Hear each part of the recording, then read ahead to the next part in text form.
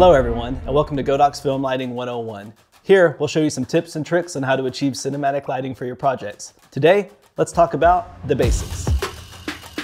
Lighting for film can be extremely overwhelming when you're just starting out. It's easy to get lost with all the terminology, so hopefully I can help by introducing a few simple techniques to help you get started. First off, let's talk about key light. Key light is the primary light source for your scene. It is the most direct and intense source of light for your typical scene, and is the first to be set up to cast light on the actor or subject. Understanding how to manipulate key light's strength, color, and angle can help you achieve different moods. Speaking of mood, here's how key light can affect it. A dramatic and suspenseful thriller film will often use low-key lighting. Low-key lighting relies on harsh shadows and high contrast. The shadows and deep blacks are more predominant than midtones, and the transition between highlights and shadows are harsh. The background and overall aesthetic is generally darker, giving the scene a more dramatic effect. On the other side of the spectrum is high-key lighting. High-key lighting refers to a much softer and brighter look. You've seen it in many romantic comedies, sitcoms, or even wedding videos. This has minimal shadows, less contrast, and more highlights. The style of key light helps create a mood that is cheerful and more upbeat. Key light creates shadows, so a fill light, like its name suggests, helps fill in these shadows. The fill light is positioned at the opposite end of your key light and is often not as bright as the key. To help make sure your fill light does not overpower your key light, you can bounce light off a wall or reflector, or use a form of diffusion to help soften the light. Here, we've used a Godox lantern softbox to help soften the fill light as it falls onto our subject. We'll dive more into softboxes, diffusion, and how to bounce light in just a minute. Backlighting is used to create a third dimension in a scene. This light faces the subject and is placed a little higher and from behind. This creates a rim around your subject's shoulders and hair, which enhances the subject's shape and depth while also separating them from the background. Using backlight by itself can create a silhouette of your subject, making things more dramatic. Combining key, fill, and backlight creates the three-point lighting setup. This is the standard lighting technique used throughout the film industry. Here, light is coming from all three different directions. Each light source illuminates a separate dimension of the subject and creates an image with greater representation of height, width, and depth. Bounce light, also referred to as just bounce, is reflected light. You can use tools such as a shiny board, foam boards, or even portable 5-in-1 reflectors to help bounce light onto your subject. A wall or ceiling can also be a way of bouncing light around your scene. There are infinite options when it comes to bounce. If you want to achieve a softer light, use a foam polyboard like the one we used here. The polyboard has a matte surface which allows for soft reflected light.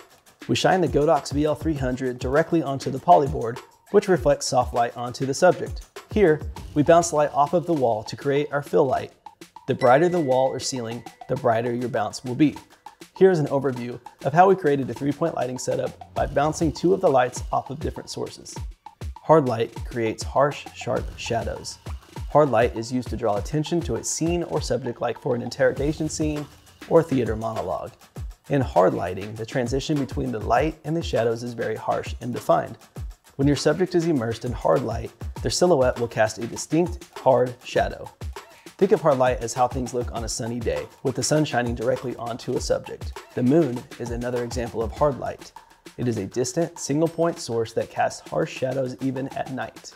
Soft light is a type of light with a few hard shadows that's bright yet balanced. The shadows are much smoother, similar to how things look on a cloudy or overcast day, with clouds creating diffusion from the sun. Diffusion is used to soften the light from a hard source, creating a more pleasing skin tone. Types of diffusion are gels, silks, softboxes, lanterns, even window or shower curtains can diffuse light. Here, we're using the Godox P120H softbox to soften the light. This type of softbox allows for a smooth, soft beauty light while still allowing it to be directional. With diffusion, the closer you are to your subject, the softer the light will appear, almost as if your subject is glowing. If you move the light further away from your subject, the intensity of the light will decrease, but the light will appear harder, creating more defined shadows and contrast.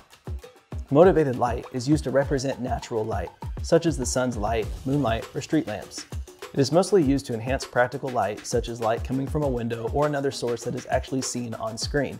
Here, our background was illuminated by several frosted windows in the background. We took advantage of this ambient light and used it as our backlight. We then used the Godox lantern softbox to mimic the window seen in the background. The lantern allowed for smooth, soft light across the subject, making it seem as if the windows continued throughout the room.